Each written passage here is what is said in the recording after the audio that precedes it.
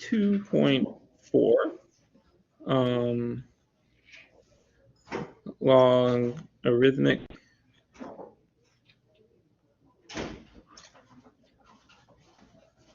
decrement.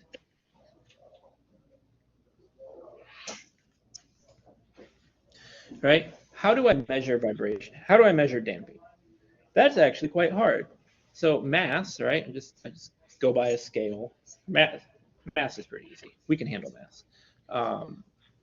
And then stiffness is pretty easy, right? I just get a spring, or I just get a force meter, or even just a scale, and I displace it a given stiffness, and I'll get some sort of force per inch, and I can calculate the stiffness of my spring, right? That one's pretty easy.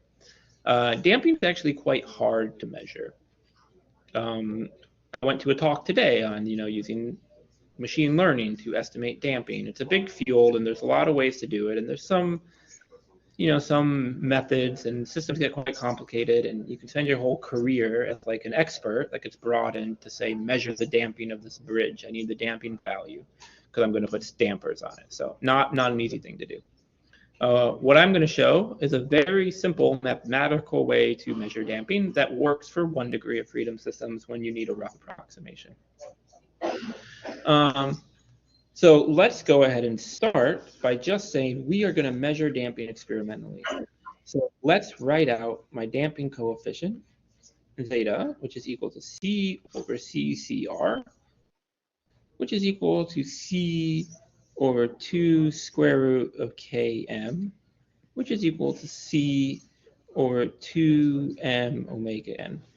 And that just kind of gives us a simple system, right? Now, or a simple baseline.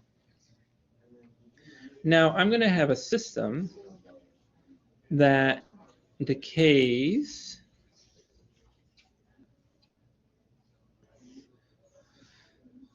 Let's see how good I can draw. You know what? I'm going to do it in blue.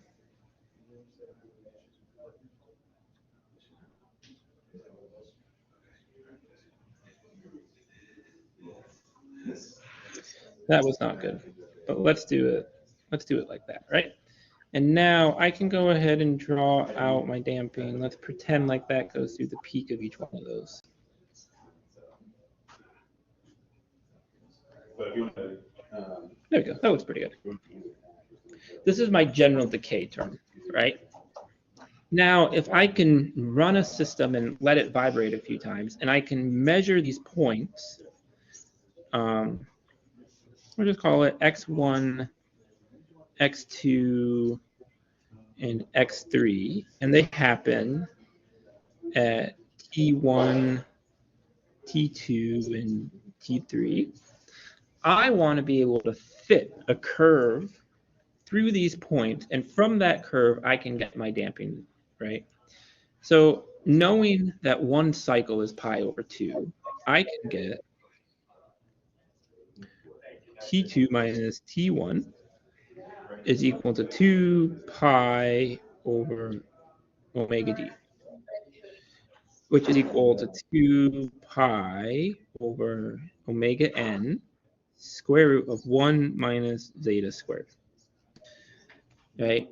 I know that my x peaks, let's go x peaks, all fall along this line. They're not, at some point, they are going to be equal to AE negative zeta omega nt. And the zeta term is what I'm looking for.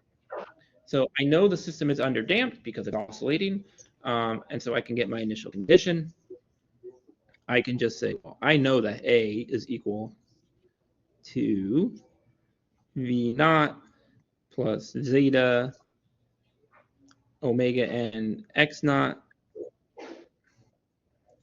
squared plus x naught omega d squared over omega d. Now, what's fascinating about this, right? Well, fascinating, I should say. Again, that's assuming a linear system. You try to measure any system, there'll be nonlinearities in it. But let's make the assumption that we can actually represent something out of a linear system. I can then, from those two terms, I know A, so I can just say that x1 is equal to A e to the negative zeta omega n t1, and x2 is equal to A to the e negative zeta omega n t2. Right? And so real quick, in our last minute here, I can show that the ratio of x1 over x2, well, that's just e to the negative zeta omega n t1 over e to the negative zeta omega n t2. So that just becomes e to the zeta omega n of t2 minus t1.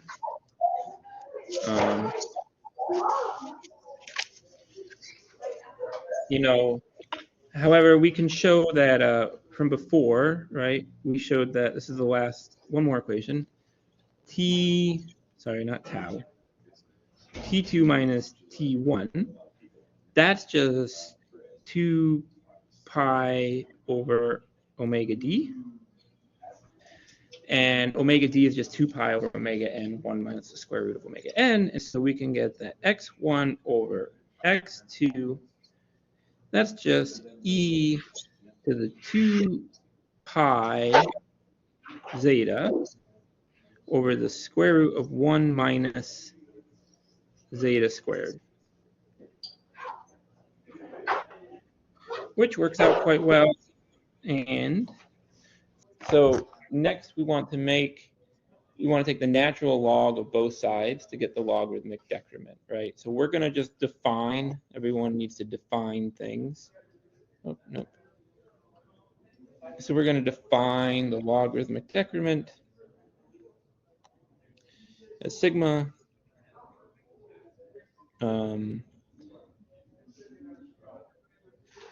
as delta. So delta equals, well, let's just write it like this. Let's write the natural log of x1 over, right? But I can also just say that that equals the natural log of, let's go, x as a function of t1 over x as a function of t1 plus a period t, or times some number of periods. So we're going to go nt, however many periods forward in time we want to do for t2. And that is going to equal 2 pi zeta over the square root of 1 minus zeta squared. Right? And so a little bit of rearranging now, I can just skip through all of that, and I can get that my logarithmic decrement is equal to 2 pi zeta over the square root of 1 minus zeta squared. I'm not exactly sure why I have this in blue. Let's do that in pink. And so that gets me my logarithmic decrement, right? So from this, you can see that I've got a zeta term. And zeta is really powerful because that has my damping coefficient in it. And so I can define zeta as zeta is equal to sigma over the square root of 4 pi squared plus sigma squared.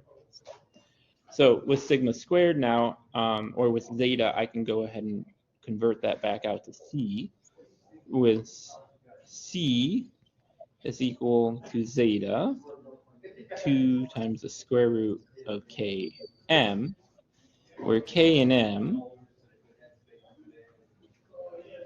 right, I can get from experiments.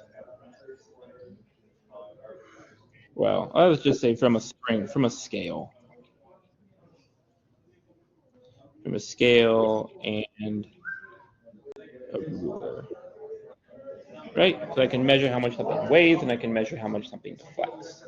Some sort of distance measurement device.